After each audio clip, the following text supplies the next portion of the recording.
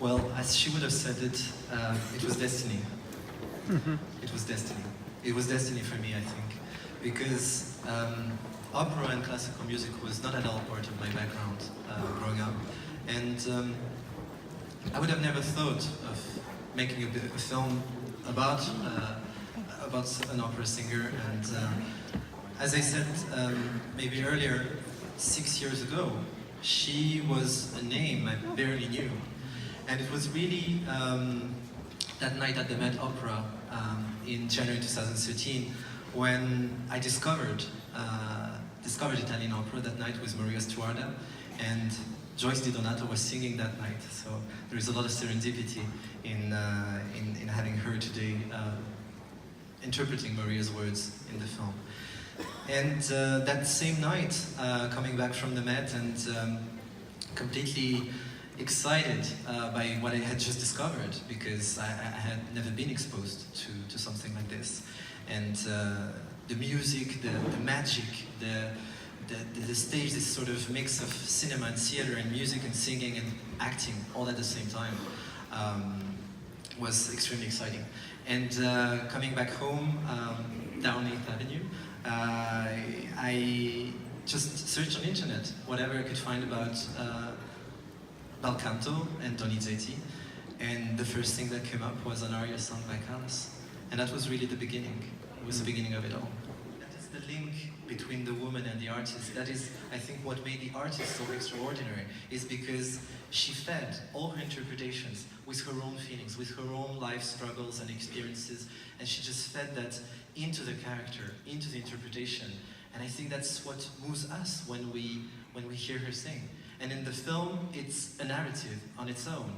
There is a whole subtext throughout the film in the arias, and what you can understand and the insights that it gives about her, about Maria, through the arias. That's one of the reasons. The first couple years was a quest on retrieving Callas' friends, and it started here in New York, and I'm so humbled and happy that some of them are here tonight. So I want to thank them for their contribution.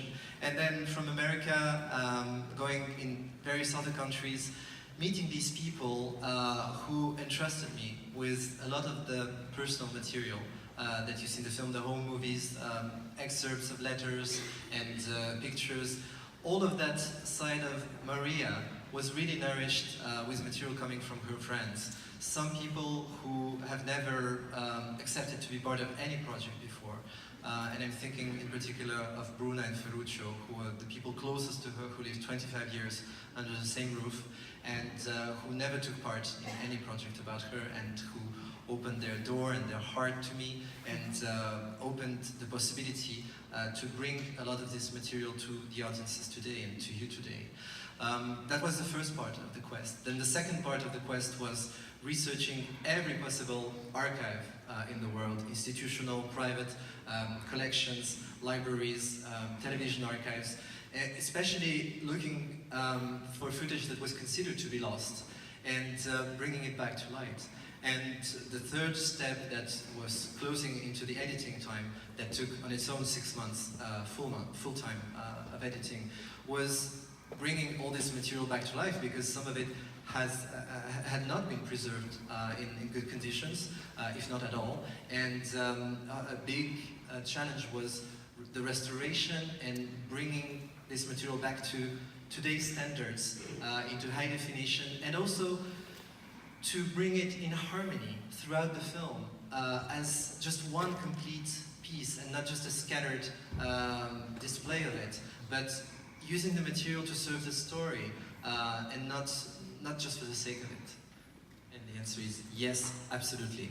Because actually, when I talked earlier about my first journey of the first couple of years, when I went to meet all these wonderful people who were her friends and loved ones, I actually interviewed them.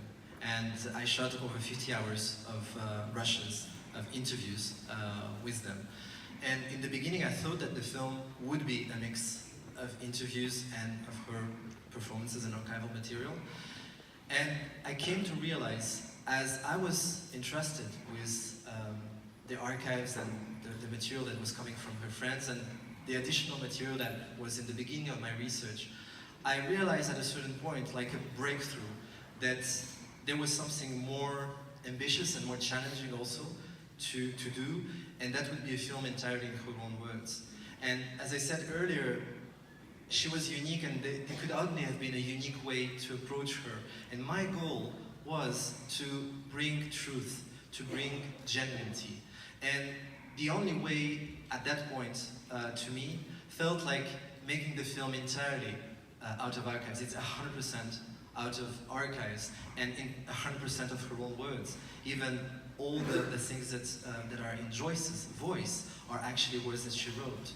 And that would allow, and that was part of the breakthrough back then, that would allow people to get a true sense of who she was. Something I was craving for when I started. I sometimes say that I ended up making the film that I would have wanted to watch when I was discovering her. And it is a bit the truth, because I felt that we would get such a level of intimacy, an immersive feeling, that we would be just with her throughout the film on a journey. And she's like taking us by the hand and taking us along on that incredible journey of her life. And there is this sense of a dialogue between her and the audience that I just didn't want to disrupt. I wanted to keep it intact as a whole, so that you, the audience, get a feeling at the end of the film, and that's my deepest hope and wish, that you feel like you know her. You feel like you got to really know her. And you got to travel in time, in those beautiful years of the 50s and the 60s and the early 70s. And all of that is allowed thanks to this immersive experience. And that was the greatest challenge in making a film that would not suit a standard of a documentary film, but it would suit her.